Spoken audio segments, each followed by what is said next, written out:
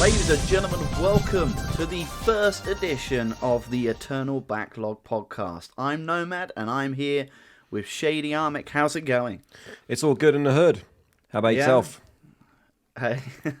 Well, just to give you guys a bit of a background here, we have been trying to get this running for some time. And look, I would say we're pretty tech aficionados, right? I mean, we're not idiots. We're not complete idiots. But we've had no matter of problems getting to this point, and we're still slightly squeaky bum that something's going to happen when we try and record this on this episode. And if it does, I think the computer's going out the window, I think, you're reading this as episode 1, when technically this is episode, or it should have been episode 4. Something like that. It's Something like absolutely crazy. But 2 features in an episode. It is what it is. We were going to come to you in beautiful, crispy 4K in terms of us. But to be honest, there's probably not too much to look at 4K with us anyway. So, but that seemed to have been what the problem was. So, goodness knows what. Anyway, on today's show, we're going to be talking a little bit in detail about Halo Infinite. That's been a game that we've both been going through on campaign co-op in beautiful legendary difficulty. We got this week's gaming news, and I think one of the frustrating elements is that all of the spicy stuff was all happening whilst we were trying to get things working, and then we've had a couple of weeks where it's kind of simmered down a bit. And now we've got an industry feature, which I think you guys will be really on the pulse about.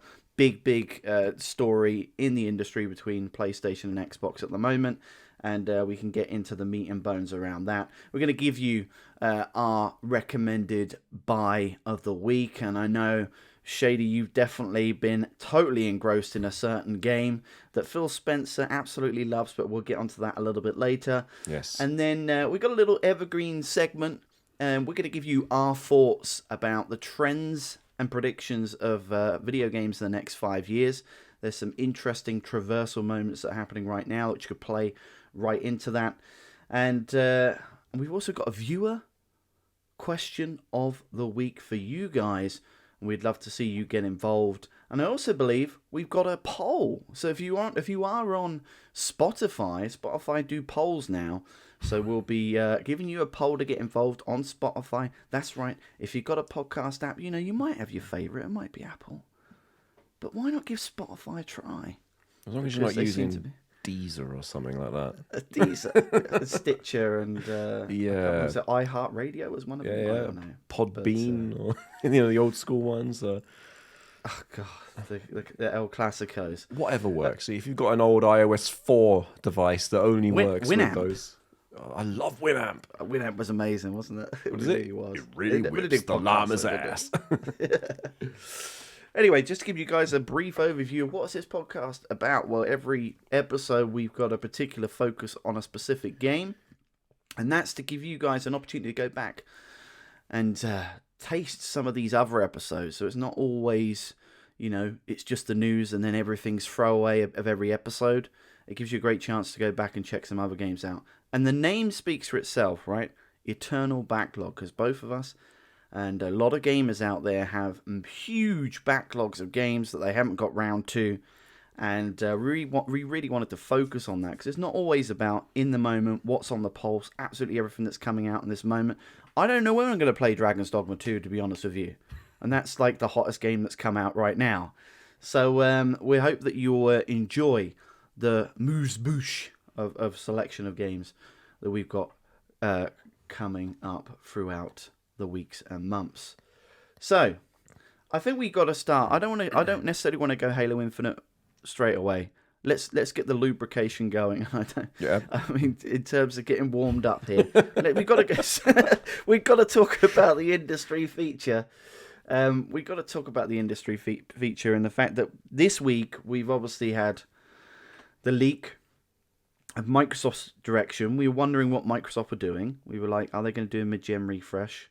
We obviously saw what would look like it kind of looked like a HomePod at one point with these old images from about a year and a half ago. But they've now revealed the Xbox Series X digital. I don't know if they're exactly calling it that, but it's a white Xbox Series X, and it doesn't have a disk drive. So for those physical purists like me, although saying that, I've got a Series S, so I can't really talk. So they're bringing that out, and we've obviously had in the week prior when we tried to do our original episode 1, the PS5 Pro leaks. So I guess the question for you, Armick, is where do you see Microsoft going with this? Are they playing a more safe avenue on this front, or are they letting Sony come in and see what's going on? I mean, a lot of people were initially excited about this, right? And then I'll let you go into the killer bit of this spec profile, but we do have some stats in here as well that we can go into. Yeah, go for it. I mean, had the first original episode that we tried to record gone out, I think I said something along the lines of, they're playing it a bit safe. They're not going to do the mid-gen refresh. They'll do the all digital to save a couple of quid, and that's that. But I've stumbled across some more information since then. In fact, today, while I was in the shower listening to my other podcasts, IGN's Unlocked to be precise, there is a lot of speculation and smoke around this handheld that Microsoft are conjuring up. Oh, yes. Yeah. I mean, I had a thought as I was listening to this, and then one of the hosts, I think it was Destin Nagiri, went ahead and said exactly what I was thinking, and that is obviously when Microsoft's able to announce their next-gen full-fat console, what's going to be their entry? What's going to be the cheaper option? Because they were really successful, and I want to say that the Series S was actually more successful than the X was. People don't seem to care too much about the graphical fidelity. It's all about cost of getting into the hobby. Let's just play a couple of games here and there, whether it's your Vampire Survivors or something a little bit more. Well, if they do bring out the full fat one, which I think they will do, obviously, then this handheld with a docking feature may be that next entry. Yeah. And I'm not sure if they're going to sell it in a two-parter, whether the dock's separate if you need a bit more beef to connect it to your TV and want something a bit more Series S-like, or you can buy the handheld separately, Series H, Series P, whatever they want to call it, and then go work on their names. and then go in that direction. Yeah. Just on that, I'm pretty sure they're going to screw up the naming again. I want them to just call it Xbox 6 or Xbox Portable. They need to do something, because it was a weird naming convention, the fact that you didn't even realise that there was, obviously you knew that there was new hardware coming out, but because of the naming convention, it never really felt like a brand new iteration of the console. I mean, they can only get away with it once. Going from Xbox to Xbox 360, perfect, fine, makes sense. Yeah. The gaming's all around you. I get it. But then going back to one and then that hold up, that's not... Yeah. Rest in peace, Don Matrick. He's not really dead, but his career is. Oh, wow. Don Matrick there. Well, there was some... I watched that documentary and there was some talk about whether he was somewhat forced into taking that position. Well, that's what he says. That he did. That's what he said. I mean, Steve Ballmer's an easy person to blame. Yeah. And I wouldn't put it past him, if I'm honest. Not that I'm sticking up for Don Matrick, but... Sorry, Dommy, you had to steer the ship and you completely hit the iceberg. Those were interesting days. I'm glad that we're moving away from that. Although Phil Spencer's and Sarah Bond are pushing the Xbox platform in another direction that's getting a few people's noses out of shape. I want to ask you a question since we've touched on that. Do you remember what your first Xbox One game was that you played? Yeah. Xbox One game. Yes, VCR. I remember my Xbox 360 game so easily. My Xbox 360 game was so easy to remember because it was Test Drive Unlimited, and I did not know that there was going to be people on audio chat. So I put this headset on just out of interest. So here, obviously it come with a headset, right? Yeah. I didn't have it plugged in at the time. And then there was people speaking through the TV. And I was like, what on earth is going on? Because I missed the Xbox Live, the original Xbox Live, because I was on like PlayStation. I didn't even know like this was something that worked stably. All I'd seen was like PlayStation 2 with their network adapter and Time Splitters being online or something like that. And hardly anyone, you couldn't get any voice chat on it. Xbox One, whether it was the first game or not, I'm not 100% sure, but I'd have to say the original Titanfall, which was just epic in terms of its multiplayer. The fact that it made you feel like an absolute beast, even though if you were doing really bad. And I don't think we'll see another Titanfall game, but if we do, I'll be so down for it. More on the multiplayer side than the campaign. It's at a time when Microsoft need those easy wins. Just pick a low-hanging fruit and it say... is an easy win, isn't it? It is. I don't know why the hell they're not doing Titanfall 3. Fund it, buy them, whatever you got to do. For me, my first game on Xbox One was Need for Speed Rivals. I remember instantly regretting that. Oh, it was so bad, and the loading so bad. But since you brought it up, my Xbox 360, I bought 2 games at launch, and I cannot remember which one I played first, but I'll just name them both anyway. Burnout Paradise and Dead or Alive 4. Phenomenal. Did that have the beach volleyball? No, that was a separate game, wasn't it? Well, I say phenomenal, but it was more phenomenal that the people I was playing with at the time in your living room. I stumbled across the online thingamajig much like you did as well. I didn't want to talk to anyone online, so I threw the thing on. I hear everyone cussing each other out because that's what you do when you're sort of 26, 28. No, what was I? 19, 20. Yeah. I don't know what the hell I'm thinking. And I think I got beat really badly during Dead or Alive 4, and that's it. I swung the mic down, unmuted myself, and that's it. Just unleashed the fury, on this kid. And I wonder today, what does that kid think? Does he remember his first experience online? I don't know. It'll never be the same again. I remember buying the little attachment. It was called a trash talker, and you could store up to 5 sounds on this thing that would plug into your mic adapter. So I used to get the catchphrase ding from the what was it, the quiz show catchphrase, and a few other things or whatever, just like funny stuff, and people just didn't know that you could route those sounds into the game and stuff. But, nice. Memories. So back to the industry feature then. Xbox is going to be releasing the Series X in a digital form. From what we can tell, we'd probably be looking at maybe $100 discount. I don't think the retail price. I don't even think that much, if I'm honest. I want to say 50. Yeah, because you got to look at history. They did the Xbox One all digital version, which was literally the same box as the white model without the slit for the disc, and that was 50 less. We're in even harsher economic times right now, so I'm presuming they probably wouldn't even want to go down the 50, but they kind of have to, I would imagine. Yeah. So, from what I've seen at least, the only improvements that have been made to this thing... It's white. It's white. Well, I don't know. I prefer... I don't know if in terms of my hardware space... I don't know. I prefer like all of the consoles to be, sort of matching and stuff. I'm not quite sure how. It depends what your living room layouts, right? So if you've got a pristine, I don't know, Apple-esque, maybe the white version of the Xbox works better. I'm not sure. I think for the Series X, black works. It looks weird in white. Yeah. It just because it's a weird, big old monolith. Yeah. So it just stands out more in white, I think.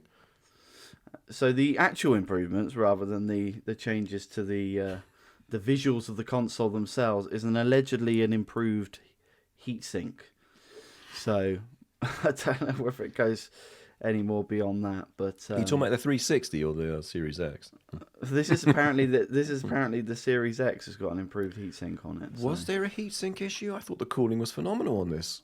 I don't know. Apparently, they've got a way to optimize it even better, supposedly. So, well, there you go. I don't know whether someone reported that was apparently the new thing that was being on it. The speculation is around June or July for a release date for this.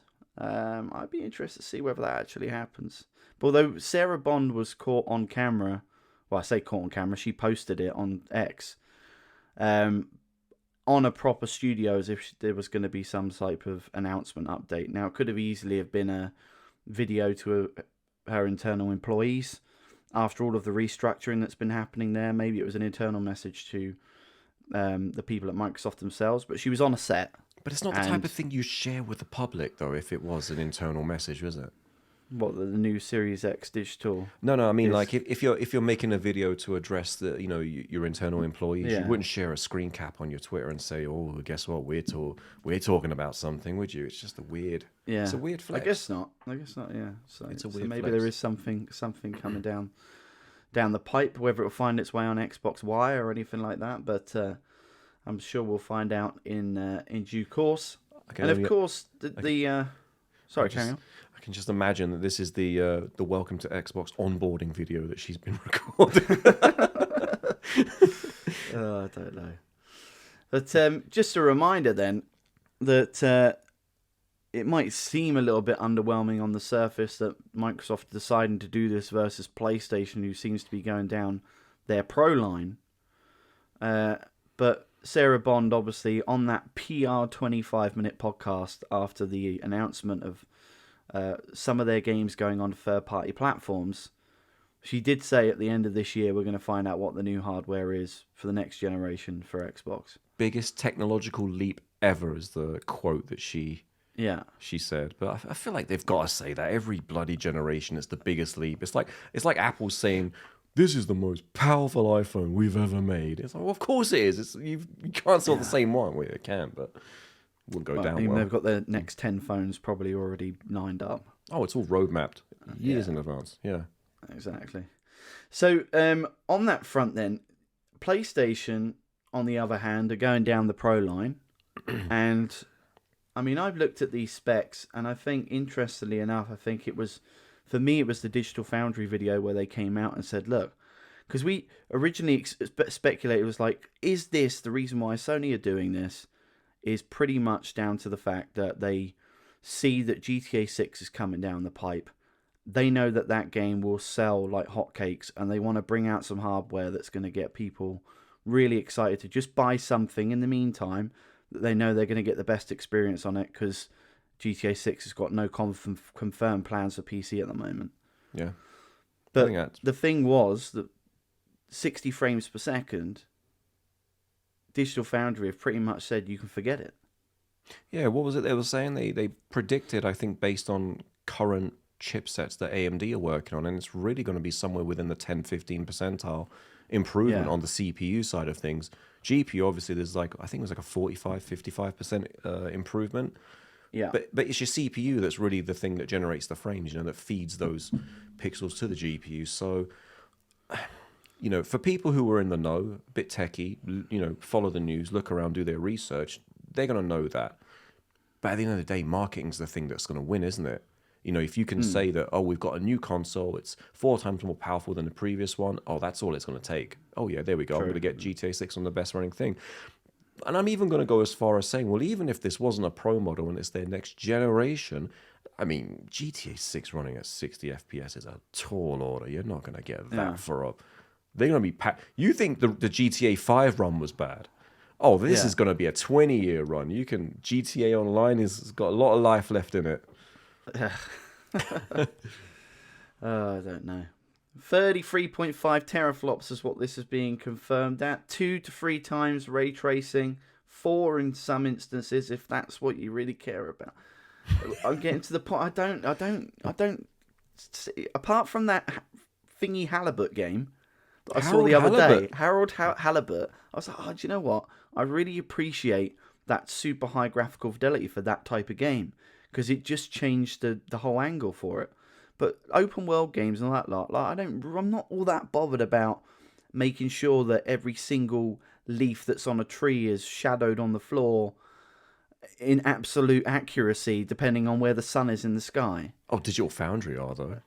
But I know they're super interested in that stuff. But I mean, it doesn't, it's not that interesting for me. I guess this new AI upscaling thing could be interesting. This is a PlayStation Spectral Super Resolution upscaling.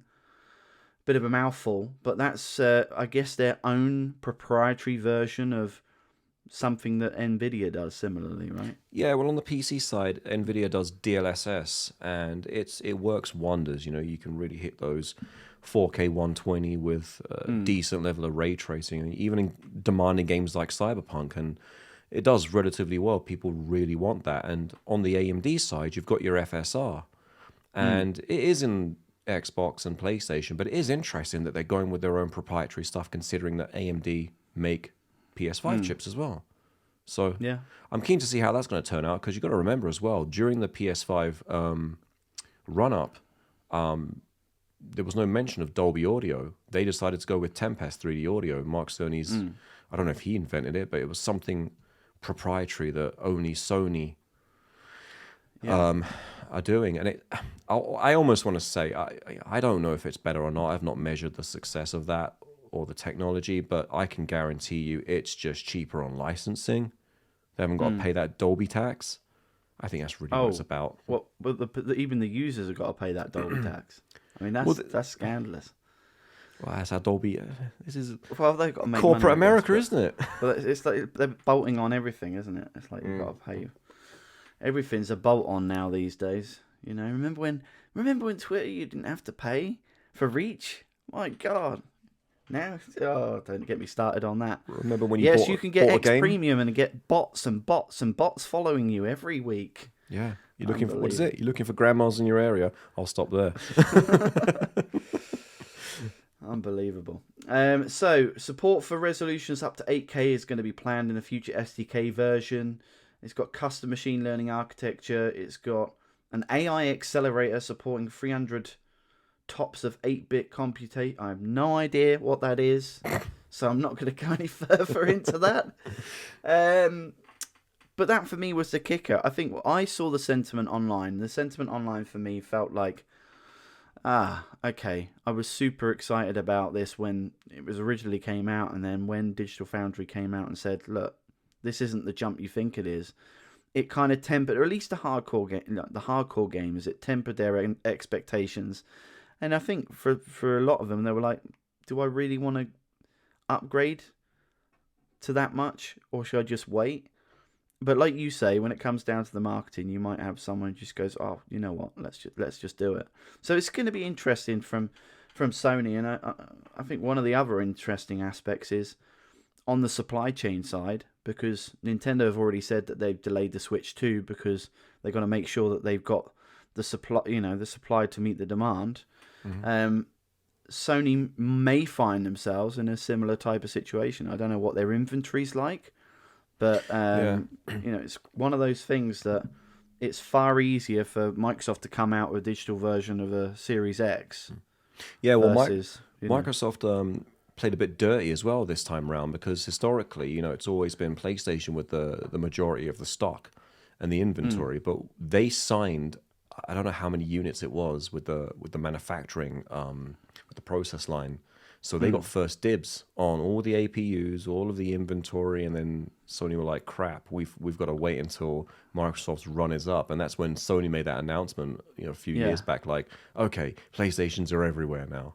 And I think what's happened this time is they've signed that deal early, so that won't hit them. But I don't know. Microsoft tried to play the long game or the short game.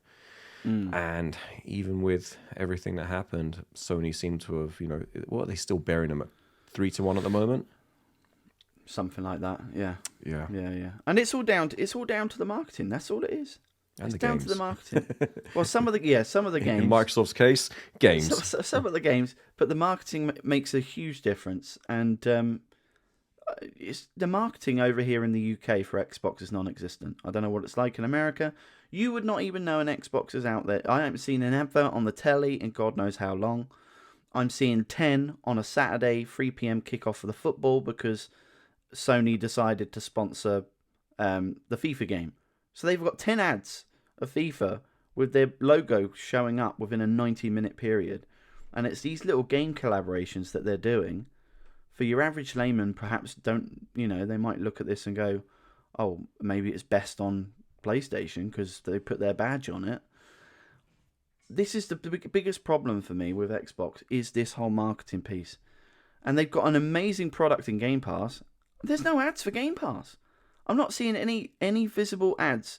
Or is it because I've got Game Pass that all of the ads for it I just don't see on my computer, online, on YouTube? Definitely don't see anything on, traditional media. But it's just astonishing in a way that you can get over 400 odd games for what is it, $12.99 a month or something like that. Well, this is it. Microsoft have the best get a deal in gaming history, and they really are not capitalizing off of it. On one hand, they are making a big hoopla when it comes to the Summer Game Fest and the Video Game Awards, and you've got the world premiere trailers, and in between those trailers, there's sandwiched Game Pass ads, and obviously if they announce stuff during the Summer Game Fest, like games coming out, they'll announce it at the bottom of the page. But okay, that's great. The gaming audience, who's probably already got Game Pass, is already watching this. What about those who don't know about this? And I'm guaranteeing you, there's a ton of people out there that don't know this is a thing. Oh, majority of people, yeah. Yeah. I had a friend who didn't even know what Game Pass was and had an Xbox for 4 years. Didn't even know. I was speaking to him on a party chat. We've started our own FA Cup on FIFA last night. And he's like, what's Game Pass all about? And that shouldn't be a question that people ask you. You know? Oh, That's really, I'm like, well, you've never heard of it? Because he buys gold via his codes. Go on and grab these codes and then let it run out and do all of that stuff. So he's got nothing rolling. And I said, well, you got access to all of these, even on Core. I don't know if I like Core that much in terms of a proposition. I think they should have stuck to the gold, but it was probably getting too expensive. But yeah, it was unbelievable. I was like shocked. How do you not know what Game Pass is? And that's just well, there you go. That's the proof in the pudding right there. Yeah, well, exactly. Yeah, he's a bit more of a casual gamer, so that kind of makes sense. So Microsoft, please, just you got a great product. Go out there and tell people about Pimp it. Yeah, exactly. Tell people about it. Go and grab some ads on 8 p.m. prime time spots on the TV. I want to see it in Piccadilly Circus, slapped across the side of a double decker. I want to see it on the Vegas Sphere, like everything. I want to see it everywhere. That was one thing they did do nicely was their Vegas Sphere. But that wasn't for Game Pass though. That was for what was that for? I think it was just for Xbox. Xboxes, yeah. But they were the best person to use that sphere, I thought. Oh yeah, the Spider-Man one, sort of days after as well. That was very nice. So I think for me on this, Microsoft seem to be taking a safe approach. They can get this out into the marketplace. I've got questions whether will PlayStation have a similar situation, perhaps with this PS5 Pro that they experienced with the PS3, that they just don't have enough inventory to be able to ship the units out. Now, I don't know anything that would back up my suspicions with that, but if you just look generally at the supply chain has been for the last few years, it's not exactly the most flexible thing out there. I'm only starting to actually see PlayStation Portals available again now, and that thing feels like it's been out a little while. Actually, I haven't seen one anywhere in the wild. I've seen 2 in CEX yesterday. Two come along at once. Ah, well, that's interesting. I know it's second hand, but two come along at once like a bus. People not wanting them. That's what that says. Yes, but they were sold out in a bunch of places. But yeah, it's quite interesting that there wasn't any for a while. And now, all of a sudden, I don't know whether these people have discovered Steam Decks or something. I don't know, but interesting. And then I guess the question for you at home on this question then, at PlayStation 5 Pro, take the Spotify poll. Would you buy one? Let us know on the Spotify poll whether you would buy a PS5 Pro. We'll have to see what the results are and we'll read them out next episode. It'd be interesting. Maybe people are, biting for something there, but I don't know. I'm going to put that question back at you. Would you buy one? No. No. Case closed. Next topic. So I'm assuming you won't buy one either. I don't know. You were teetering on it, and then has that changed? I don't know. I really don't know. I mean, don't get me wrong. I bought the One X, and I loved it, but that was a console that was in much more dire need of some oomph, the one was really underpowered, so that felt like, okay, I can finally play games at freaking 1080 60, which the regular one couldn't do. I remember, was it Call of Duty Ghosts, the launch game? Oh my god, that game was awful. Well, besides the game being awful, it couldn't hit 1080. I think it was running at 860, some weird number, at a 50-odd frame. It was abysmal. But this time round, I don't feel like we've gotten all of the usage out of these generation consoles just yet. Because when COVID came around, that kind of put everything on pause. It was great cleaning up some of the backlog, cleared an odd 100, 200 gigs off my hard drive. But then once things started picking up again, it was really still cross-gen games for the most part. And it's only sort of been in the last year and a half, we've started to see some real, system sellers. I don't know if a PS5 Pro is... I don't know. I'll have to see what it can do. I mean, GTA 6 is a big decider for me. I'm a huge GTA fan. And if that thing runs significantly better, then I will get one. But then again, I'm also been in a bit of a predicament because I'm not going to wait 1 or 2 weeks for Digital Foundry to get their videos out. I want to play this thing day one. So what do? Hop on the Xbox store and just do with what I've got? Or, I don't know. I've got to wait and see. Yeah. Well, there we go. Interestingly enough, you can obviously take that poll like we said. So please get involved if you are on Spotify. If not, you can always drop a comment in relation to that. I'd be interested to see generally I'm just from X's one entry point of getting a view of people's sentiment towards it. Generally, the leaning on that was probably people are going to pass it up a little bit, but we'll see what happens in relation to that. So there was something else I just wanted to mention when you talked about this supposed hardware, possibility of a handheld for Microsoft. I mean, that, as someone who now owns a Steam Deck, I think it made people quite understand that once they start playing these games that they originally thought it was just related to the likes of Nintendo, like moving around with a Switch-like game or something like that. But I don't know what it is about, once you push that fidelity with what you can do with games on a mobile basis, it tends to be a bit of a game changer for me. Mm-hmm. And if Microsoft are saying possibly, or this is a speculation, I don't think anyone's said anything, but if you can take your whole library, and I'm not just talking Game Pass library, but your whole purchase library with you, even someone who's got a Steam Deck, I would get that. Yeah, I mean, I think Phil Spencer has been on the record saying that if they were ever to approach this one day, then it would have to be, the entire Xbox experience.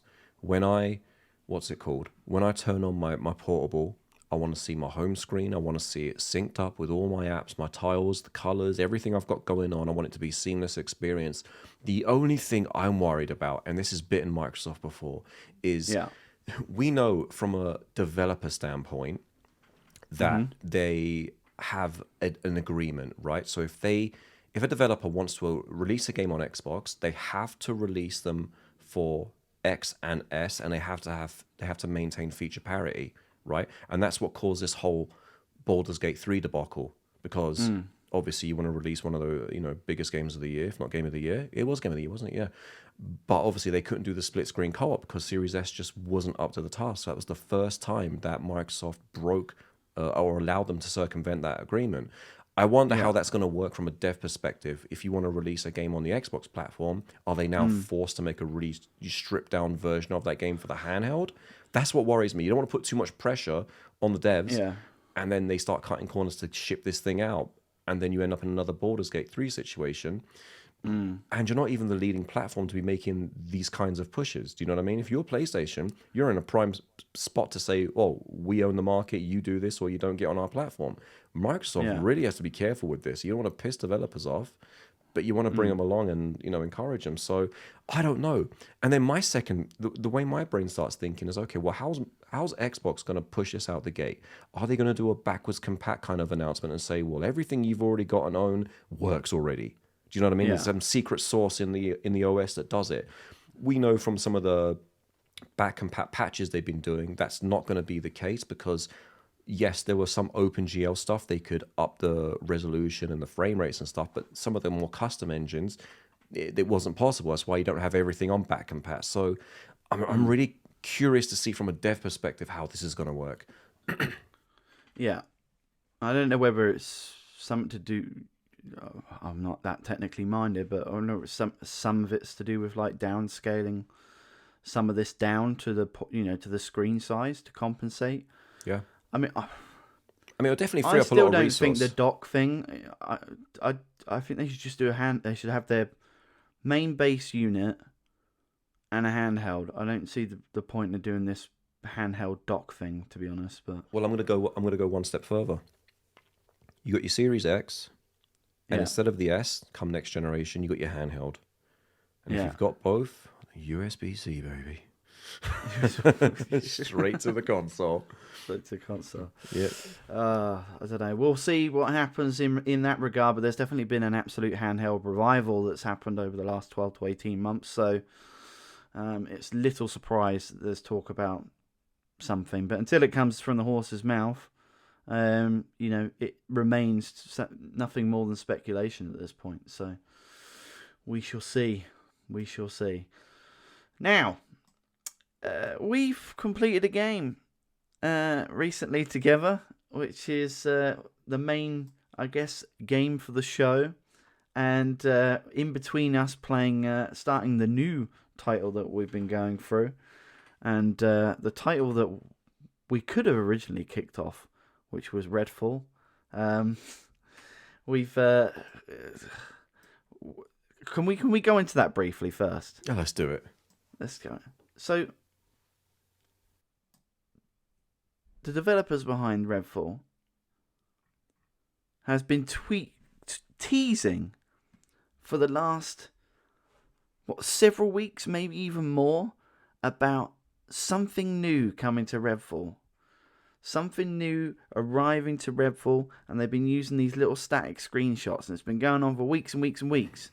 Now, the people that bought the original Bite Back edition for Redfall themselves are now starting to get really annoyed with the fact that they're not telling people what exactly this is. Where's my you had DLC? a very good theory. You had a very good theory as to what this could be, as opposed to it just being an addition to the world, so to speak.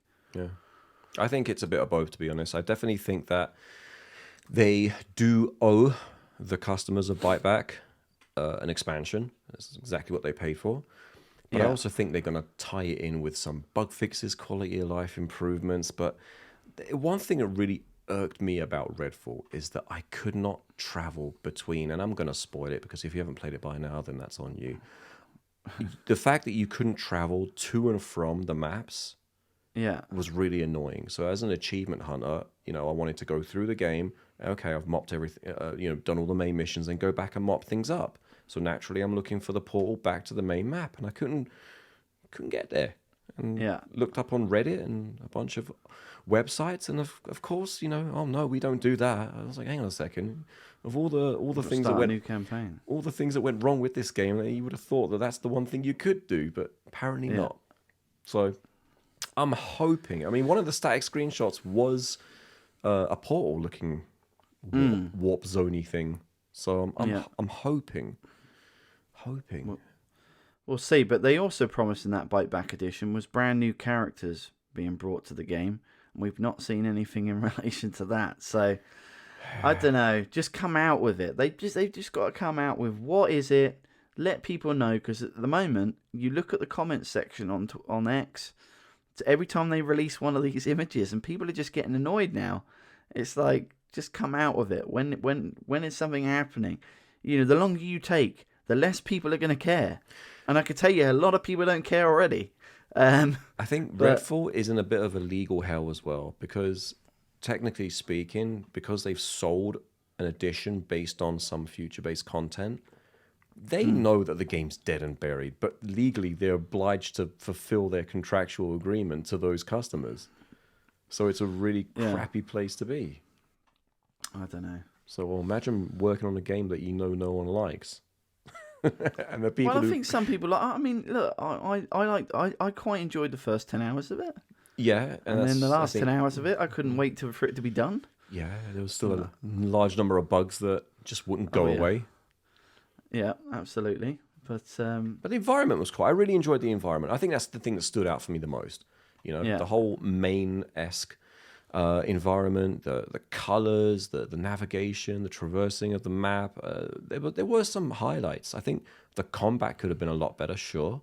The approach to combat and a bit more strategy would have been great. You know, I mean, a lot of the gameplay that they showed during the Summer Game Fest and the unveiling, it had people creeping through attics and one guy using his flashlight to distract and the other guy unloading shotguns. And it was like, oh, it seemed really strategic. And all the vampires had different traits, like, oh, this one's susceptible to this and that one cannot be hurt by that. So when you play the game, you're thinking, okay, yeah, this will be a great game for a co-op, and then it just turns into an all guns blazing situation. You walk in, bang, bang, bang, you walk out, grab the item, take it back to the guy who gave you the job. So it is a series of fetch quests. Yeah, essentially. In Arcane's typical Dishonored art style. Well, Dishonored was so much better, to be honest. You know, at least the weapons on that game and stuff was pretty interesting. This game has a real shallow weaponry. Yeah. On it, but I don't know. We may circle back for a deeper look at Redfall. Oh God! Or maybe we won't put ourselves through the pain. I don't know. Or we'll wait for it to come on the PS5 because we know that's going to be in the next 4 games that Phil sends over, and we'll play it on the Pro. play it on the place. Oh, I don't know. Oh God! Did you hear about this whole thing? Like, I hate this whole Hi-Fi Rush. This thing about Hi-Fi Rush, and apparently it's the best version on PS5 because the shadows are better. The shadows are better, yeah. And Pentament's the best version because it could do 120 frames per second for a game that you'd never need 120 frames per second. These accounts on X, it's like clutching for straws for any angle that either the Microsoft or the PlayStation side can get to say, look, we're better than you. I'm going to use the tiniest fragment of information that I can possibly get, to cause the argument. I expect the PS5 version to be better. Why? Because the guys have had another chance to have a look at this thing, right? They've got the DualSense? Yeah. The DualSense controller for a game that has a very a beat mechanical element to it. Mm-hmm. Things like that. But the fact that, that come out, it doesn't surprise me that they've put that little extra bit in on it. But now, I'm going to flip the script because what was it called? Was it Tokyo Rush? Tokyo Rush. Not Tokyo. No, what was the game that was on PlayStation? It came out with Deadfall. Tokyo. Oh God, what was the name of it? Bethesda. You're gonna have to look this one up. Is it something Ghostwire? No. Tokyo Ghostwire. That was it. Yeah. Tokyo Ghostwire. That they had a contract with Bethesda or Tango Gameworks to fulfill that, and then eventually, after the 1-year exclusivity was out, it would then come to Xbox after the Bethesda deal closed. Yeah. But that game wasn't any better. That game had frame pacing issues and all sorts. Yeah. And I remember them tearing us apart, and it was like, well, they had a chance to do that, and they didn't. It's just the exact same game. It's a port. I mean, they've changed the button prompts, A, B, X, Y, from triangle, circle, square, and all that. Otherwise, just direct port over. Oh, it's not fair. You can't, on one hand, give them a great version of a first-party game, and then 120 frames per second for Pentiment, mate. Yeah. Is that the game to really be boasting that, though? No, of course it isn't. It's not exactly Cyberpunk, stupid. Is it? It's just stupid point scoring. That's John Linneman for you, ladies and gentlemen. And so that was the Redfall news. So we'll see what happens. I don't know whether they'll tell us. Maybe they'll wait till Halloween. God, you're gonna wait till Halloween. Or something like that at this rate. Can you imagine if they strung it along that much? Way too. What is it? 2 years now. That's way too far. No, that's got to be Summer Game Fest. No more, no less. Yeah, I don't know. So since we brushed upon some of the news there, we'll continue on. So as I said, it's been a bit of a short gaming news week this week, but we have had a few more industry movements that have happened. So Take-Two has acquired Gearbox Software, which I don't know what they're working on. Do you have any idea what I'm assuming they're working on Borderlands 4. All I know is after the writing of Borderlands 3. Duke Nukem's got another home. Yeah. I think that's it. They don't own Overwatch, no, that's Blizzard. What else do they own? Hang on, let me have a quick look at this. So they I think was it the brothers? No. So they've got Borderlands, Duke Nukem, Yeah, there's a few on there as well. They did ports for PC, so if Brothers you see in Halo Arms. on there, yeah, Brothers in Arms, which is a PC game first. I think We Happy Few. We Happy Few. I thought that was Combust. well, they might have done Compulsion. another PC port thing again. Maybe, but that's They definitely do a bunch of Compulsion. those. Battleborn. Oh God, you remember that monstrosity? Yeah, Oh, Yeah. yeah. There's apart from Borderlands, yeah. or pretty much. maybe they're picking it up so that they can rake in the Borderlands, because there's a Borderlands TV show coming out, isn't there? So maybe they just want to rake up that money from that. Well, I think was it a TV show or was it a film? I can't remember. Really, I don't know if it was a TV show or whether they were bringing a film out. I don't know. Borderlands. Either way, I don't expect Hollywood to do a great job with it. We'll see. But yeah, so that acquisition is going on. It's got me wondering what is going on at Gearbox. I think it's good. I think it's good that Take-Two have done this, because maybe it will just add a bit of focus, and maybe we'll see a bit more activity coming out of Gearbox. And it also means that as a studio, I guess they can dictate, for Gearbox, maybe they might want to use their resource on something completely different. So it would be interesting. I think if we don't hear something from Gearbox this year, I'd be very surprised. I bet my money on something. They become the de facto studio that's just known for Borderlands now. You know? And it's one of those things where it becomes a graveyard for studios. You get cornered into doing this one thing, and that's it. All of a sudden, that's the one thing you're known for. Kind of similar to what happened with Activision. Is they had all these IPs and all these franchises that they just never used, but they just ultimately became the Call of Duty studio. Yeah. Speaking of burning the end of the wick, if there was another Borderlands game announced, would you be super excited for it? I feel like I've just got fatigue from playing the I tried to play some of that Tiny Tina's Wonderlands, and I played about an hour of it, and I was like, my backlog. Something needs major overhaul, modernization with the feel of some of this stuff. My backlog is so bad that I have the only Borderlands I've ever actually finished is the first one. The second one I've got a portion of the game saved somewhere with a couple of bits of DLC. Pre-sequel, I think I did the first mission. Borderlands 3 again, first two missions, never went back to it. So I've got to really go through all that. It's taking a lot of space on my hard drive at the moment. Yeah. So obviously not top of the list then. Not top of the list. That's what I was asking you the other day. It was on sale. Did you want to go through the? Oh my god, no. Maybe at some point in the future, but I still feel like I can remember playing when COVID comes back. Well, don't bloody tempt fate. Don't tempt fate. You know it's coming back. No.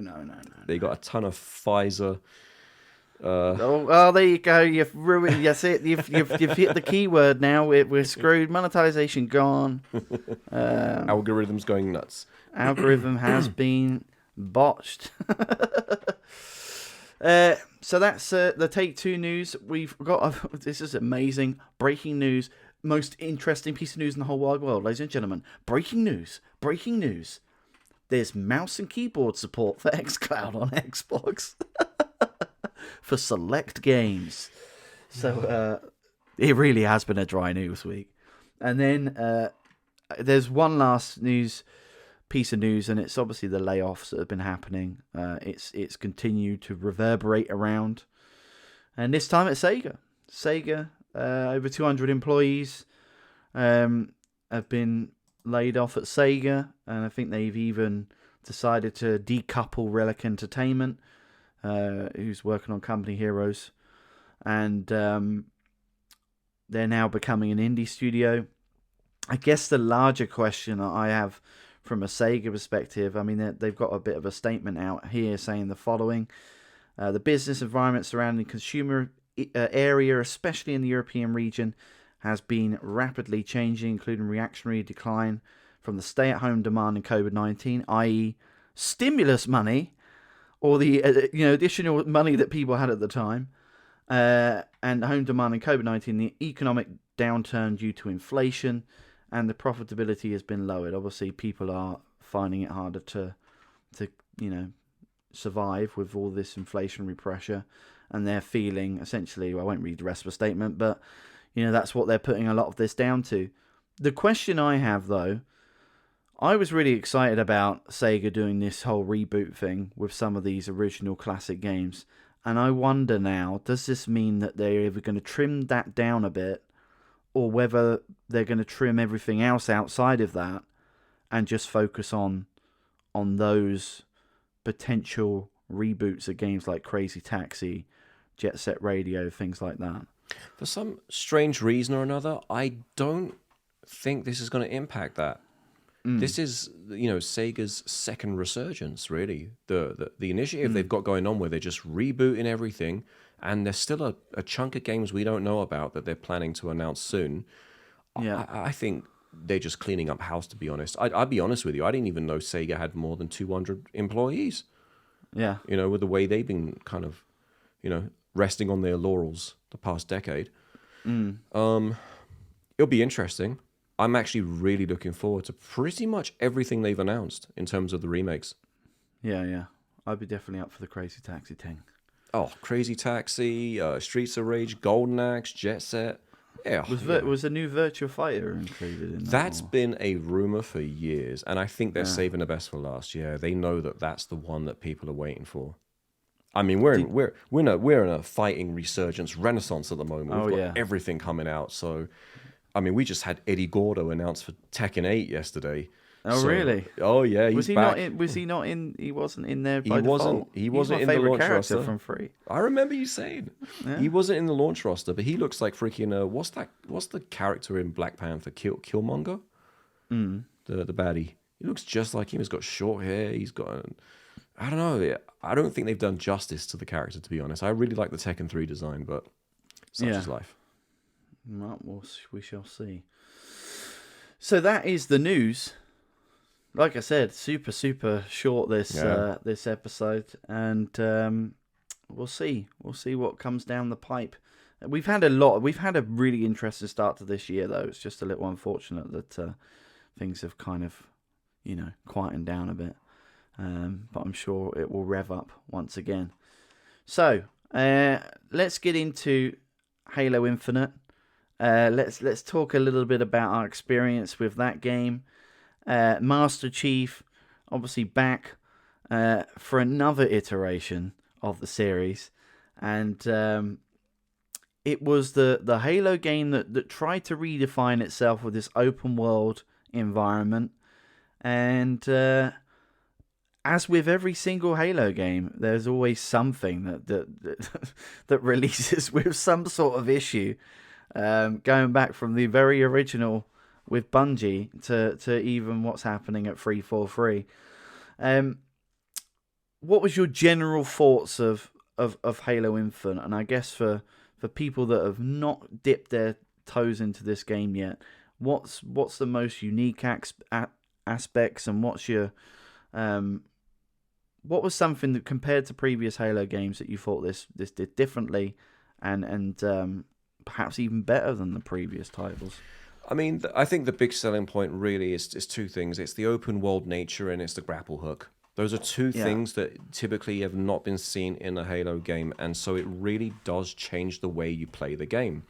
I've got a bit of a problem though, and that is every time I play a game on co-op, I tend to never be paying attention to the story. I'm not soaked in. I'm not engrossed. I'm not, immersed in the atmosphere or anything like that. And that's exactly what happened with Halo Infinite. So obviously I've been playing the campaign with yourselves, and I don't know what it is. When party chat's on, it just kind of takes over everything. So I've not cared about the story. I've not, really felt anything for the characters. I've loosely been following, okay, this has got to happen. I've got to go there. I've got to destroy this thing. So for the most part, it still is a Halo game.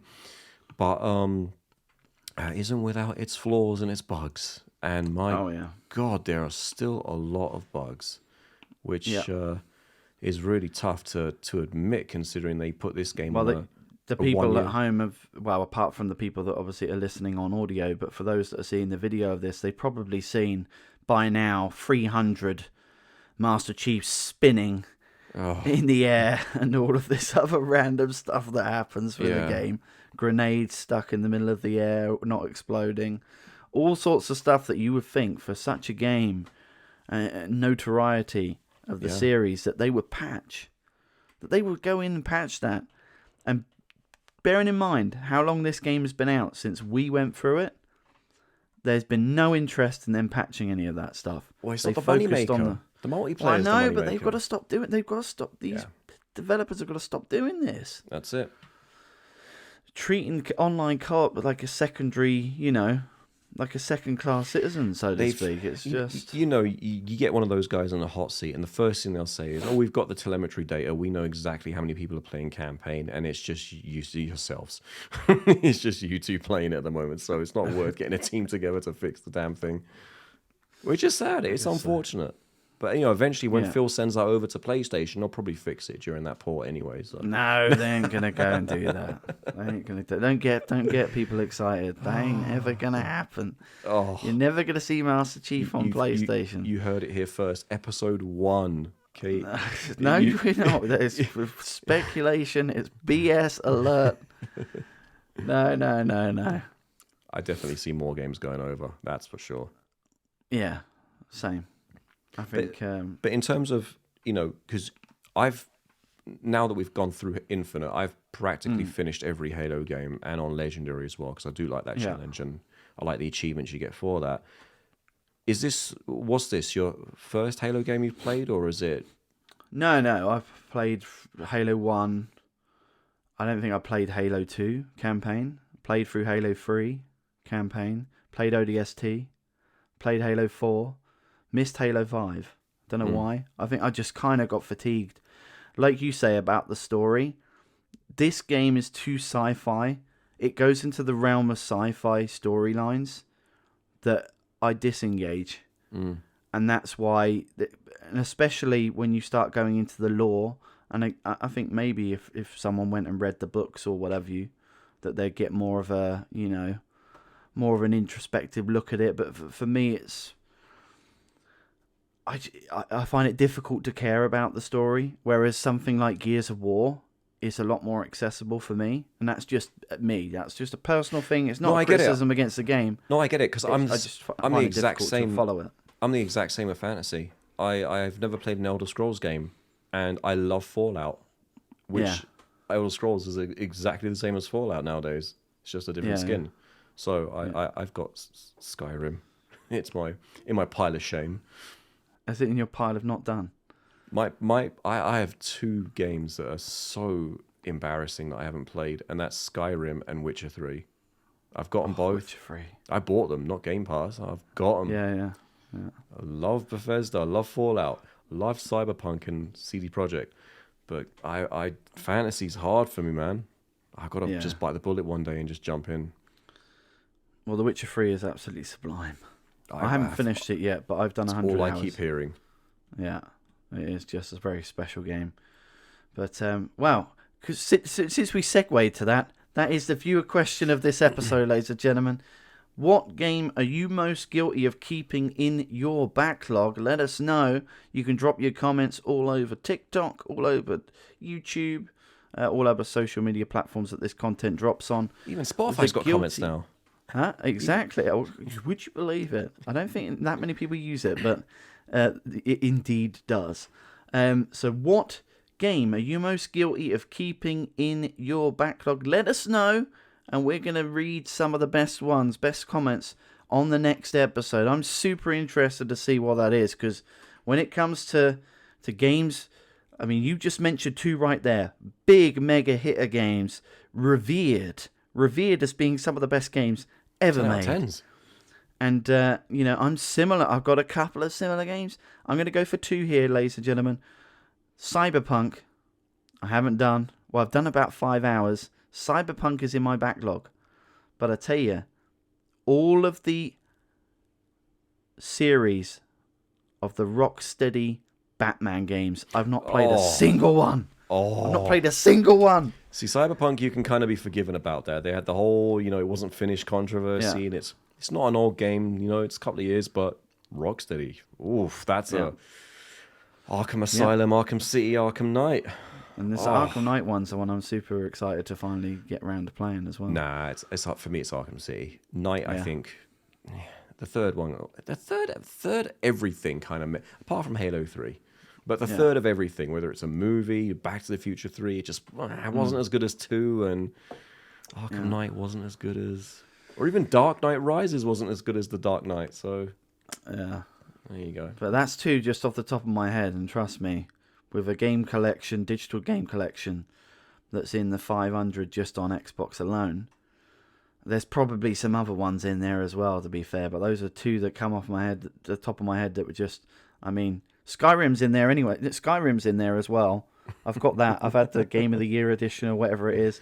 I've not even booted up Skyrim because I haven't finished The Witcher 3. So, Oh, God. yeah, exactly. And goodness knows when I'm going to get round to Baldur's Gate 3, Dragon's Dogma 2, all of these other fantasy games that are out there at the moment. What was that? Borderlands. Borderlands. Oh, yeah, that can wait. That can wait. But switching back then to Halo Infinite, we almost, during our campaign playthrough, we had a moment where we thought, oh my God, we've gone through all of this, 38 odd hours on that campaign playthrough. We get through to the last mission in the game, which is the Silent Auditorium. And we reach a game-breaking bug. I thought it was over. And it's for those that may play this game, it is very, very possible you're going to experience the same problem, because when we looked online, a lot of people had this problem. And no, of course they've not patched it. As you get towards the end of this game, you're going to have to activate a bridge. You're going to go and try and press a button, and it isn't going to activate if your checkpoint doesn't update for taking those 2 massive... I can't remember what they're called, but these huge 2 mini bosses in the previous corridor that can only be taken out really properly by the hunters. Attacking them with the hunters, by attacking the soft flesh on their back because they're so armored up. And we thought that was it. Fortunately, we did a reboot of the title. Well, not a reboot of the title, but a reboot of the last level. And it worked, and we managed to finish that game. But yeah, I think I thought Halo Infinite grapple hook again for me was as stupid as it sounds, because I played Just Cause, which was the first game really that made the grapple hook famous. But I thought it worked really well in this open world environment. It gave the Master Chief a bit of extra, a dynamic that you could use. It was super handy in Legendary mode to get across and skirt across the map, where you really do, in that difficulty mode, which is you have to play if you're going to play Halo Infinite, play it in Legendary. Play it in Legendary, because as soon as we finished that campaign and we went to mop everything up, as soon as you make that game too easy, it's broken. It's fun for, but there's no challenge in it. But that was one of the things I absolutely loved about the game. And that was, once you crank that difficulty up, you really had to start using your brain to defeat the enemies and these mini-bosses in this game. Because not only does it challenge you from an ammo perspective, they are super accurate, perhaps even, you could argue, unfair accurate, the NPCs in this game. But you really had that feeling of accomplishment when you did manage to beat them, even though you might have died about 50, 60 times before you did it. Yeah. But that was super nice. But the grappling hook for me was the only power-up type of weapon on this, side weapon or skill power, whatever you call it, that offered the change up in the gameplay. There was only a few times that you would use the sensor weapon, the sensor power-up, which... for those that haven't played the game, there are some enemies that go partially invisible until they come up to you and attack you. And then you had another one skill in there that enabled you to, what do you call it, strafe left and right with a jetpack. And then you had the drop shield, which just put a shield in front of you. But I never felt apart from the grappling hook, I never really felt like any of those other skills you ever really, really needed them, apart from that threat sensor for one tiny part in that game where it actually helped to have that threat sensor on. Yeah, everything. It did feel like a lot of stuff was shoehorned in. Yeah. Like you said, the shield has been in other Halos, but it's not been. I don't recall it being something you can kind of throw out there. It was something that was just laying around. I may be completely wrong. I'm going to get butchered for this, so either way. But yeah, the grapple hook, it's one of those really versatile tools that you can use it to not only traverse up mountains and get across places, but, evading combat. If you're in a really tough fight, and in Legendary, even in co-op, you're going to get into a lot of these tough fights where, all I'll say is don't get attached to a certain weapon. When the ammo's out, drop it, grab whatever you can find, and keep going. Keep Except those shields. Except for the pistol, the blasters, laser pistol? the blasters, yeah. Yeah. I mean, ignore those, but just keep putting pressure on your enemies. Get those shields down. Don't let them regen. And when they lock onto you, and they're gonna lock onto you with precision aiming, that grapple hook is gonna be the thing that gets you out of there alive. Just aim that thing at the ground or a tree, and just bang, just get right out of there to recharge your shields. That was fun. It's definitely not as corridorish as previous entries. Halo 5 and even 4 actually had some little open area segments where they kind of put you into this bowl, and then once you've killed everything, you kind of leave the bowl, giving the illusion that it's an open world sort of area or game, but this is a fully open world game. And I think I liked the collectibles in this more than traditional Halo games.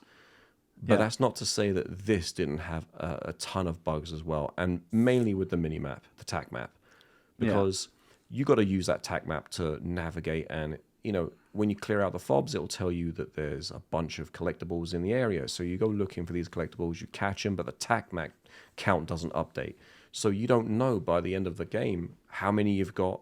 Did you get this one? Because the icon doesn't update. So we were left really blind on a lot of these, having to use external guides, and that was a painful couple of days there.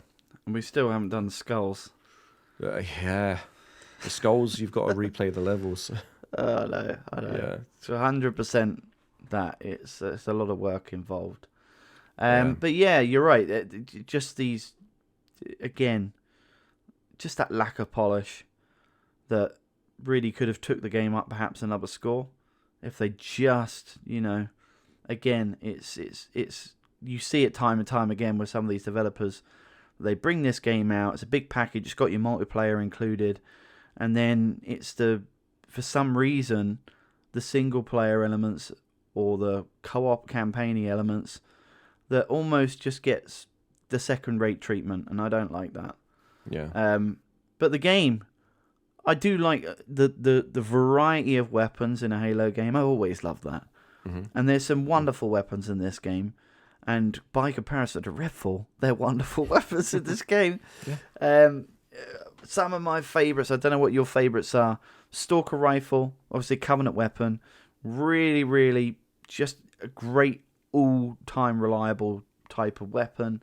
The Sentinel beam, which is I think it's a weapon that runs on hard light energy. That was really enjoyable to use. It's a Sentinel beam. It's like a laser beam, isn't it? That basically evaporates enemies. It's a concentrated, beam of energy that you just unload on someone, and that's it. It's pure fun. And then a traditional USNC weapon, the M50 Psychic, the trusty pistol. I do enjoy a good old headshot with that particular weapon itself. Fantastic in multiplayer, I may add as well. Very useful. Yeah. Absolutely. It's quicker to pull out that side as well. Yeah, it's quicker to pull out that sidearm than it is to reload the assault rifle sometimes. Definitely. What we played a little bit in the multiplayer. We've not done much. What was your general thoughts of that? I enjoyed it, but boy oh boy, the matchmaking's a bit. It's good, and I have this feeling. And I get this a lot with games. If I'm not there for the opener of the multiplayer, then when I do eventually get there, I feel like everyone's better than me. And for the most part, it felt exactly that. I felt like I had no health. Everyone's got higher shields than I have.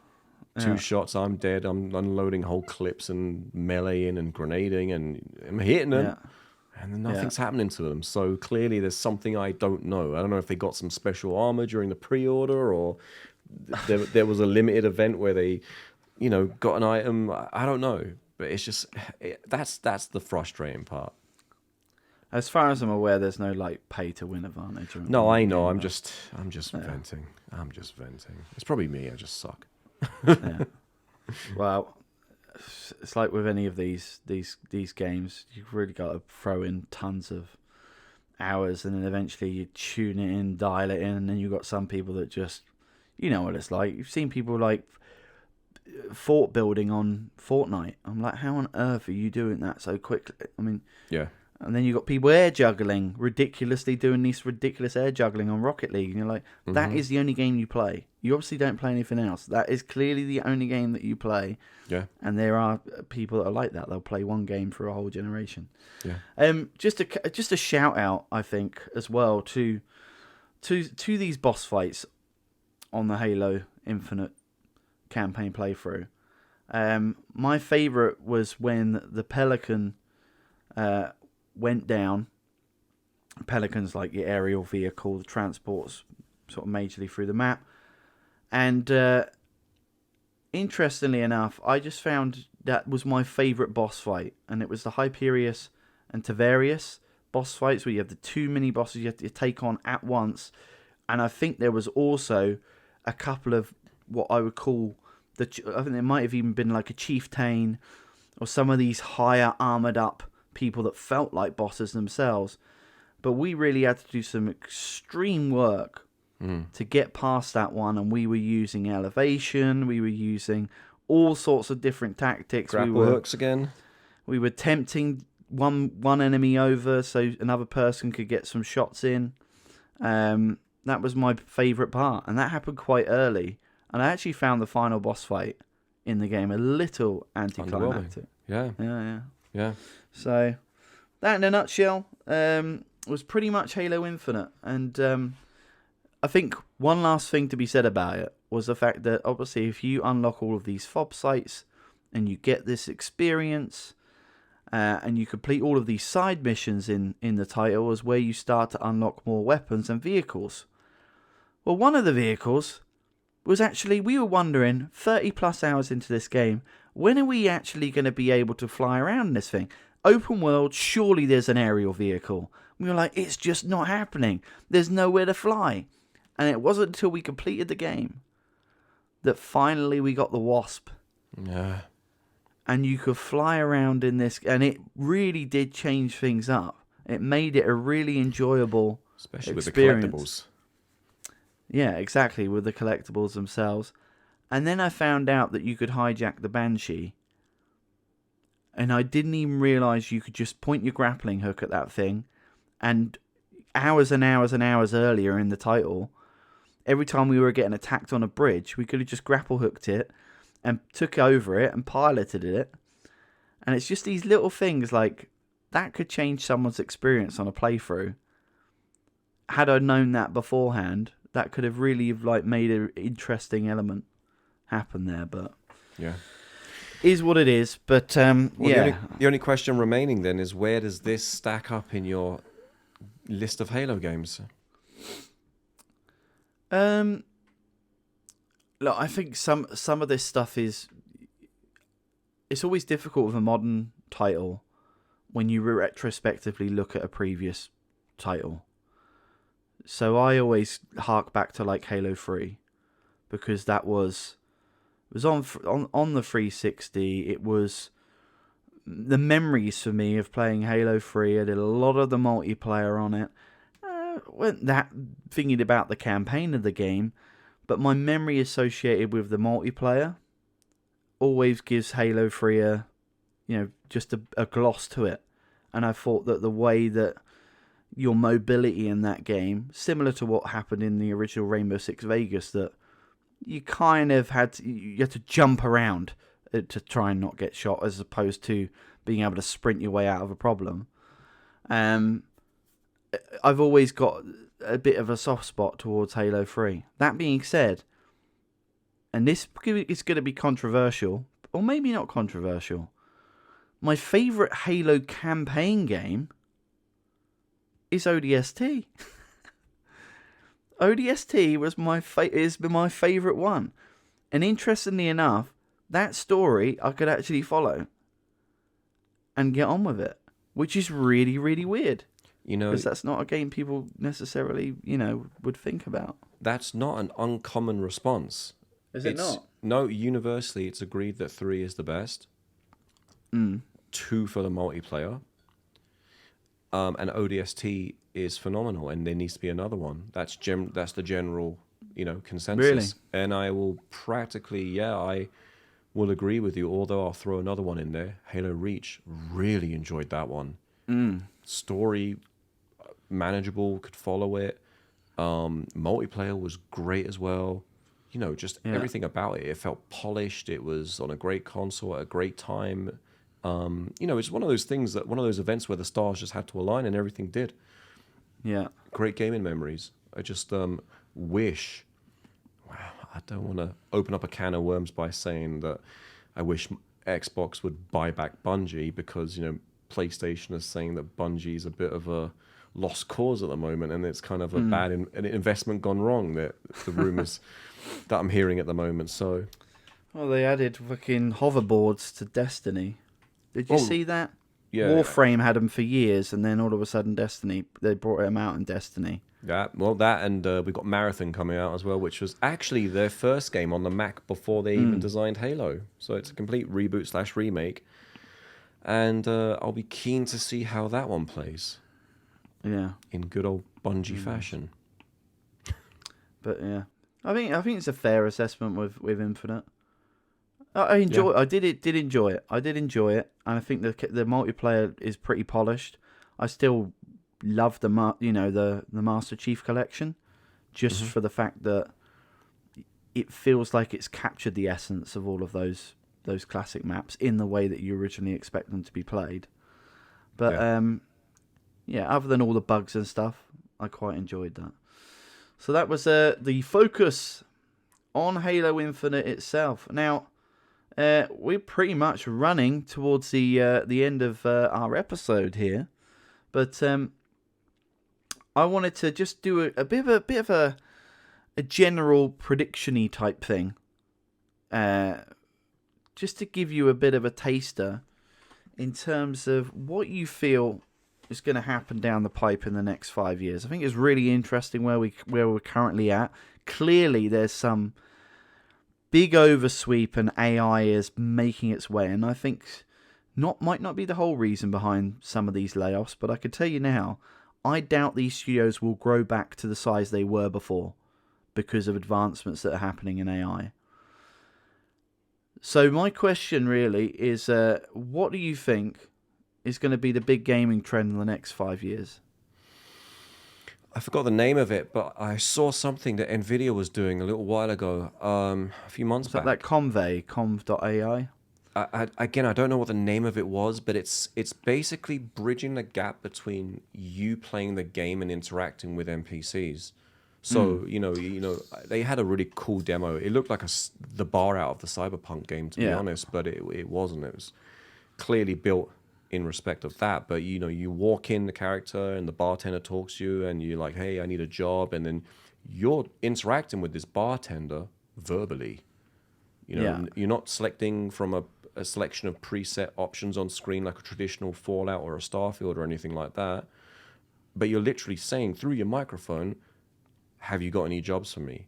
And the bartender processes that and says, oh yeah, talk to this chick at the other end of the bar. So you walk up to her and you're like, hey, I'm whatever, I need a job. And she's like, don't screw me around. Can you guarantee? And you're like, yeah, I won't screw around. I'll do. You know what I mean? Yeah. I think that really knocks down a wall and a barrier in the, I suppose, sphere of immersion. We've reached that plateau now where it comes to graphics, and there's only so much more we can do with graphics. We're peaking there. Audio is good enough as it is. Now it's that narrative. Now it's a story. Now it's that. Where do we go from here? We did the whole transition to 3D. That was huge. We did the VR. That was huge, although that's not as big. and we've kind of gone in the direction of a really safe gaming environment where we know what works, what doesn't work, what makes money, what doesn't make money. So there's just too many cookie cut ideas at the moment, and I think this is really going to take every genre of game, whether it's a strategy or RPGs, first person even, and break that barrier down so you are actually interacting with that game, not through a peripheral mouse or keyboard. I think that's amazing. Well, I think it gives developers such options as well to look at, do I need to pick this tablet up and read it to learn about the game world? Well, now actually I can just go up to any random character in the game and start probing and asking them questions about what's so unique about this city, or, who's this person? And I can ask that and learn about the game that way. So rather than the old classic when you played a BioShock game and you listen to all of the recordings. Yeah. I like that element of it. I'd be interested to see, is it just a way of weaving dialogue and getting people to learn about the game? Or is there going to be some seriously nice ways to interact with this stuff in a way that enables you to do a whole bunch of stuff on the controller, but at the same time do a whole bunch of, commands and requests over voice at the same time? Now, I don't know, because on your games to play list that you've been doing, you mentioned you played Dead Island 2. I played about an hour or so of it and actually activated the Alexa plugin for it. I don't know why they've used Alexa for it, when you thought maybe just, speaking through a mic would do it. You still speak through a mic for it, but apparently Alexa powers it. But just those little things there, being able to tease the zombies with your voice. I was like, that's just the start that they're looking at this stuff again. Well, this goes back to even as far as, and we were talking about this earlier on, the Xbox One era, and I remember playing Alien Isolation on Xbox One, right? Yeah. And I had the Xbox One that came with the Kinect. So Alien Isolation did something very cool, and that was, as you are hiding in lockers and under tables, Kinect would track your head movement. So if you backed up from the camera, you would back the physical, you would back up in the game as well. Or if you tilt left or tilt right, you can kind of get an angle at the alien and see where he is. But it also did the vocals as well. So if you sneeze, breathe too hard, or if you got spooked and you went, the alien would actually be attracted. Yeah. So they had the idea back then. It just, Kinect was really clunky, and the head tracking stuff wasn't one for one. It was a little bit delayed and hit and miss. But yeah, I'd definitely like to see a lot more of that. But the only I think in concept, it's a great idea on paper. But I think when you actually put it into practice, again, it comes down to the same problem I have with VR in general, and that's when I play games, I want to relax. I want to lay back on the couch. I want to pick up the pad, and I don't want to talk. I'm not in my private life, I'm not really a talkative person. So when I'm playing a game, I don't want to be spoken to. I don't want to have a conversation with anyone. I don't, you know what I mean? I'm just, I'm in it. So having to now break that and say, "Boy, zombie, turn around, you dumbass," or whatever, that's a bit too much effort. So I know I sound like I'm contradicting myself a little bit, because obviously I mentioned the whole AI, being able to speak to NPCs and stuff, but I don't know. It's I hope it picks up. I'm all for it as well. I hope it picks up, and I hope it transforms me, actually. I hope it's just not one of those things where I can kind of see right through it and go, "Oh, this is cheesy." Yeah, it picks up sound in general and follows the direction of sound, but it can't understand what I'm saying. So we'll have to see. We'll see. I saw the potential. Yeah, this is a shout out for you, Ubisoft. One of the only people that still remembers Tom Clancy's End War. Because all of that was voice command. The whole game you could run on voice command, in terms of their version of a top-down Command and Conquer type game. Not exactly like Command and Conquer, but you get what I'm talking about. For me, I would say next 5 years, I think we're going to see studios really reevaluate what a AAA game is. I think we might see more experiences that are perhaps shorter in overall length. we see what's been happening this year. I mean, thankfully, the AA smaller studios have been kind of propping up the industry. Look what happened. No one expected Helldivers 2 to be a big success. No one expected Power World to be a big success. No one really super expected Dragon's Dogma, even though it's absolutely had problems. But for on the machine, on the consoles at least, it seems to be running all right. That's doing better than perhaps expected. There's a whole bunch of releases this year that have done really well out of the gate. And then you look at the Spider-Man situation and the fact that the amount of money that was spent on developing that title, and yes, it did make profit, but because of the sheer amount of money that was spent on that game, the margins were very much thinner. Makes me wonder whether these AAA studios now, especially with what's happening with the layoffs and the industry changes, whether they'll look at a different model here, whether it be shorter experiences that doesn't come with them, that comes with more of a 35, 40 tag rather than this 70, 80 type thing. Either way, it looks like the current model of these huge, massive titles, outside of, say, something like Rockstar, that's guaranteed, it's just got that weight behind it. Unless something significantly goes wrong with that title when it launches, you'd say it's take it to the bank, it's going to make a ton of money. But I just don't think these developers are necessarily going to take these types of risks at the moment, unless the economy massively changes. It seems like you've had years and years and years of 0% interest rates. These companies could borrow money really, super cheaply. Now your interest rates are coming back to haunt you. So yeah, I guess in a nutshell, I think we might see more experiences that are a bit shorter in length. Maybe something like Hellblade 2, which we know is not going to be a long title. We might see some more of that than these 30, 40 hour campaign, massive, huge games. We might see them smaller. There's not that as well. If you look at the model of Game Pass, which is essentially Netflix for games, there's so much stuff out there. Do people want to go through 100-hour games again? Yeah. Or is there the same appetite for a 100-hour game? I know you got exhausted going through Persona. Persona's a big one, but I think Persona, people want their Personas big. For me, where it hit home was Assassin's Creed. Year upon year, that game was just getting way too big.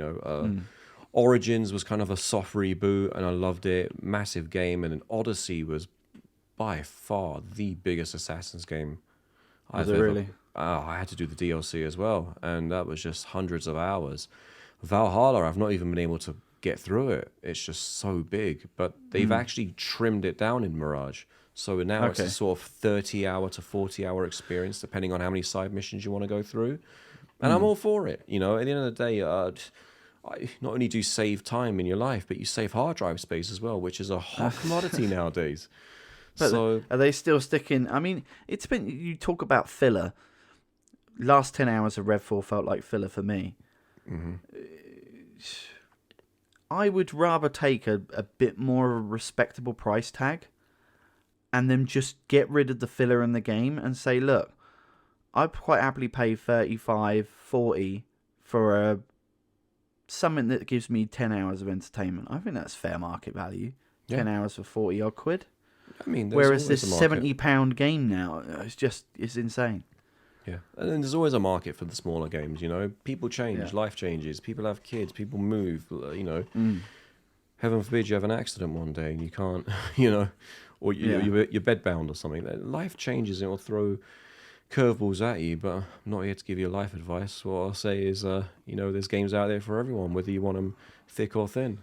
Speaking of which, what have you been playing? What have I been playing? Vampire Survivors. I'm a couple of years late to this party. What was I playing before Vampire Survivors? Because there is a reason why I'm mentioning it. Oh, I started the Callisto Protocol. Oh, did you? I started it, and I think I was about an hour. This doesn't sound too good, does it? I was an hour into it, and as with every game, okay, there's collectibles. So I'll Yeah. bust out the guide and kind of follow it. So when I hit certain points, I'll look for the collectible. I'm not going to go through a game twice for collectibles. And I don't know what it was. I played the first hour. It wasn't bad. It was just I wasn't in the mood to follow a guide that night. So I said, let me just play something I can play without thinking. And I was like, to hell with it. Let me throw Vampire Survivors on. And oh my God, I have been hooked. And I've probably put 40 to 50 hours into this thing already. You've gone absolutely off the deep end with this game in terms of how much you played on. I wasn't planning to. I wasn't planning to, but the achievements, they've got me hooked. They've roped me in. They've tied me up, and I cannot stop playing it. I bought the DLC for $1.79, so I've got a nice new map with some great objectives, and I've just gotten a bunch of new stuff unlocked today. So I've got the unlock menu that's showing up on the main menu, but I've also got a new button now, the secrets menu. And I just got taken to a new world today with the final boss, and I've never seen it before. It's like you've got to do all these conditions to get there and collect this item on that stage and kill this boss, and you get this character, then with that character do this. Yeah. It's such a really well thought out game, and it's so simple, so basic, and so damn addictive. So it is. It's incredibly. Well, you were saying to me when we had the first shot of trying to record this that the developers behind this know how to tap into that dopamine. They know how to get you coming back for just another play. Well, allegedly, I've heard that the guy who put this all together used to make slot machine logic, I think it was. Oh, really? Yeah, so there's definitely some experience there. My only thing is, why is there no online co-op? So there's a couple of these types of games, Vampire Survivors, Brotato, there's a couple of them, and none of them seem to have online co-op. Now, I don't know if it's because you can't separate the screen. I don't know. I think there's a way to do it. There should be a way to do it. It's too addictive not to. That would have been cool. I mean, I've done maybe, I don't know how many, maybe 10 hours. 10 hours of it. And for those that love hearing the sound of the achievement going boop, you're going to love this game. It really does pay out a whole bunch of them. Obviously, after a while, you kind of got to work harder to get more. But it's just, like you said, it's a real simple, easy to play, but hard to master title in a way, in terms of the fact that as soon as you start playing around with these different characters that you've got, it kind of becomes, you've got to change things up a little bit with your starter weapons, and then decide exactly what you want to do in terms of where you're going to upgrade your ability. So, one thing you might look on the surface and go, oh, it's garlic. I'd rather focus on weapons. And then you realise, well, actually, garlic's really, really helpful. And for those that don't know, garlic kind of creates a bit of a force field around you, doesn't it? Yeah. There's a lot of strategy in that title that on the surface you probably would think, no, it just looks pretty straightforward. But there's a lot going for that title. And then, like you said, as you start to interweave into how do I get these relics, or how do I open up these new characters? Because there's loads of different permutations to be able to unlock everything. Is there a specific character that you liked on that game? I've unlocked maybe about 45% of them. I'm sort of kind of coming up to the last 2-3 rows now, and these are all like hidden characters, so you got to do certain conditions. So I was, like you mentioned, I'd kind of found my guy, which is like the 4th character from the start. You start him off with a knife, and that was my guy for the next 20 hours. I thought I'd mastered it. That was my go-to. I knew my loadout. Rinse and repeat every level. I was nailing it. And then you unlock, and I don't know if I'm spoiling this for you, but you unlock the inverse option, which flips the map to the opposite side. And then it's all the enemies have 200% health, and there's stuff on that side, like relics and stuff that you have to get. So once that opened up, then the option for endless play opened up as well, so you can go beyond the 30-minute mark. So now, not only am I facing these enemies and trying to do certain challenges, but I've had to rethink my entire strategy. So I've just found this chick, and I won't say the name because I can't remember it, to be honest, but she starts off with the guns, the diagonal guns. And then you got these Arcana cards that start off at the beginning of the round. And if you pick this particular card, not only do you get both guns, but they're powered up. So you have a really good head start, and she's fast on her feet. And then I thought, okay, well, that's my new go-to. And then was talking to another mate of mine this morning, and he's like, "Oh, have you unlocked such and such character?" I'm like, "No, where'd you find that?" He's like, "Well, go to the Gallo Tower and just keep walking down straight from the beginning for 15 minutes." I'm like, "Wow, that's a long time." Yeah. Lo and behold, did it. The whole screen went black. Found this really weird boss that I ended up killing, and of course, that was a character that I now own. So there's so many of these secrets. Like, I collected a skull and a heart on the Mad Forest, and these blueberry pies started appearing on the floor. So I'm eating them, and I'm following the trail, and this shadow came out of the trees or something. So I killed that, and that was a secret character. So there's tons of stuff. Oh, wow. I found cheese randomly lying around, and I forgot what that did, but that opened up something as well. So there's so much here that you don't see on the surface, but I really implore everyone to kind of go into those secrets and unlock menus and tick those items off the list, because not only do you get a ton of achievements, but it's super fun when you find them. Yeah. No, it's been a game that I didn't expect to enjoy, but I have really enjoyed. I don't whether I'll get as deep into it as to what you did. I'm not sure, but I have really enjoyed what I played of it. Hey, I man, don't know if I'll, the game called me. I didn't call it. Yeah. But, and then we've both been playing a bit of It Takes Two. Yes, It's been out a while. It's one of these games where it's in the backlog. And the beauty of this, I mean, I've got to give some plaudits, because online co-op games sometimes perhaps overlooked. I mean, the fact that this game, off the bat, you don't even need two people to have bought this game to allow someone else to be able to play through. And that's a beautiful touch, even though I think it's what's on Game Pass anyway. But that was a nice little touch. Bit of a serious start to it, right? I thought originally it's like, oh, this is heavy. It's a couple's going through divorce. Oh my god, little kids like crying. A real serious moment here. I was like, oh.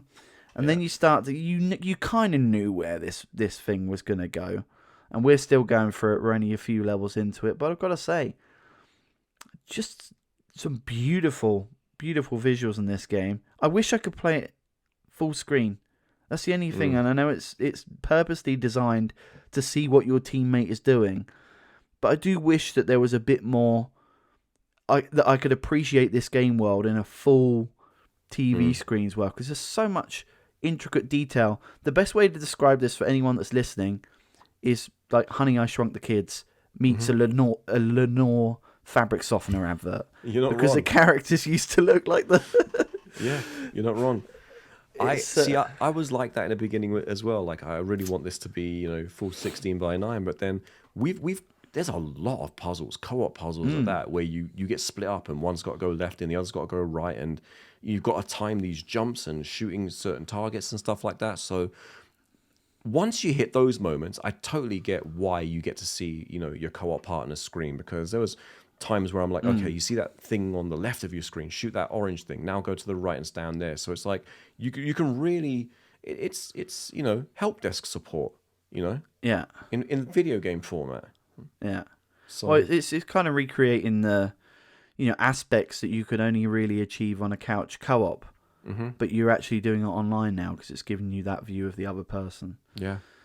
But I've enjoyed what I've played so far. I got sacked off with the fatty character that you gave me, but I guess you can't win everything. But I don't know. Whenever I get a choice, I always hit left, because it's my Street Fighter. You choose the left or the right side of the screen. But yeah, I've enjoyed what I played of it so far. I think it's been relatively fun. What was the fatty character? Well, just every time I was there, I thought I was seeing myself. Well, I got stuck with the blue hair, so. Well, there you go. What do you think in terms of what you've played so far on it then? Oh, super fun. Super fun. It's super fun. It's I was going to say it's not too deep, but the story is pretty deep, but the gameplay and mechanics, it's just the right level of challenge versus, Easy Street. But it's also something I think we can wrap up in a nice 10 to 12 hour session. Yeah. and then get that space back on your hard drive, because that's what I'm all about. Listen, 2024, it's about reclaiming my property, right? I need my hard drive space back. I can't do this anymore. Yeah. So we'll still probably circle back round on It Takes Two at some point in the future when we completed it. But early indications are pretty positive. Yeah, It's not the usual type of game that I play on an online co-op. Wow, it was Game of the Year 4 or 5 years ago. Yeah. There you go. So yeah, all good in that regards. So that's what. So obviously, Dead Island 2, you've had a look at. But in terms of, if you were to say, out of the titles you've been playing over the last few weeks, and you would say, look, go out and buy one, I'm assuming it's Vampire Survivors. Oh, totally. And I even went and did a bit of digging, and it's on iOS and Android as well. So you can play it in the palm of your hand with a single thumb. And that is, the accessibility there is just off the charts. Yeah, definitely. Yeah. Nice. I'll be quick, because we've been running pretty long on this one. My recommended buy for this episode, but I will say I've also been playing Dr. Fetus's Mean Meat Machine. If you're wondering what that's about, basically it's Super Meat Boy meets Puyo Puyo. And so you can imagine that you're trying to, pop the pieces of cutted meat or whatever in this game, but you've got stuff that's trying to kill you, essentially. Which makes an interesting, unique perspective. I recommend it. Kind of came out sleeper. No one really talked about this game when it came out. I think it's for that genre, it's one of my favourite titles in that type of genre. I've also played a bit of Celeste, which is a kind of a roguelike type platformer game. Not for the faint-hearted. It's, if you don't like platformer games where you can die regularly because you're not doing the right jumps. Speaking of which, I seem to have a problem with platform jumping in 3D, based on the play that we did on It Takes Two. That you do. But in 2D, I seem okay. But my recommended buy for this episode, which seems to be doing gangbusters because it's it seems to be hitting the higher echelons of the Steam charts. Even as the last few days ago, Dexerto reported on a card game is top of the Steam sales charts. It's Balatro, ladies and gentlemen. That's right. If you like a bit of poker, if you like a roguelike experience, and you like a game that's got so many, similar to Vampire Survivors, ironically, so many permutations, twists, every playthrough is fresh, different, all sorts of different permutations which you can unlock new things. Give Balatro a go. You only need to really understand general poker hands, and then you've got 150 different Joker cards that augments everything you do, and there's a whole bunch of different card packs you can open that makes that even more interesting. There's a lot of depth to this game, so I recommend you just go out and check the trailer out, because it's very difficult to explain exactly the depth on Balatro without talking about it for ages. So I'll let you guys go and check that out for yourselves, and it might be something that you're interested in. But boy, oh boy, if you're going to go and pick this game up, get it on something you can play on a handheld, or get it on a platform that you can play on a handheld, but also play it on a PC or something. I guess what I'm trying to say is pick it up on Steam. Pick it up on Steam. Pick this one up actually on Steam, and if you've got a Steam Deck, taking something like that away, with you, is awesome. But you might not even need to do that, because they just announced in the last 10 days that it's also coming to iOS and Android. It's a perfect game to bring out for it. And obviously the latest Apple release has changed the game in terms of how the positioning is for games on phones now. So we'll probably see a lot more of that stuff. So I think that wraps it up, doesn't it? For episode 1.